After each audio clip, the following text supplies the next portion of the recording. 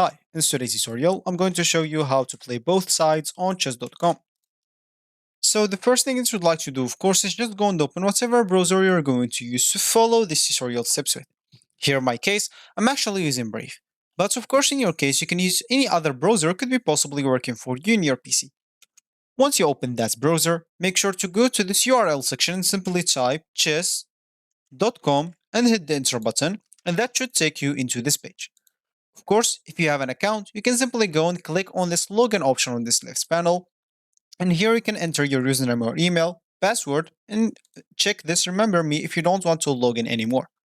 Of course, you can even log in with your Apple account, Google account, or Facebook account if you don't want to go through all the boring steps of creating or logging into your account. Or if you don't have an account, you can simply go and click on sign up from here or sign up from here. Both will take you to this page, and here, of course, you'll just have to choose a username, email, enter an email password, and simply click at sign up.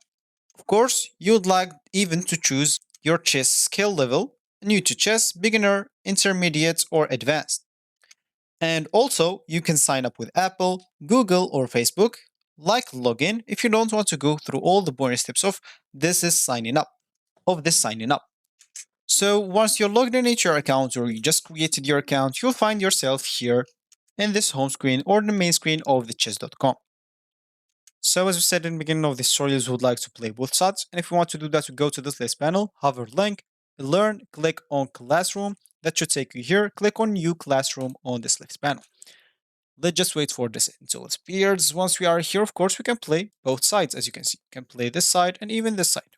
We can do whatever we want here. And of course, you can even record this board by clicking here, and you can even record your voice by clicking here. So this is actually for this tutorial. I hope you like it. Thank you guys for watching, and goodbye.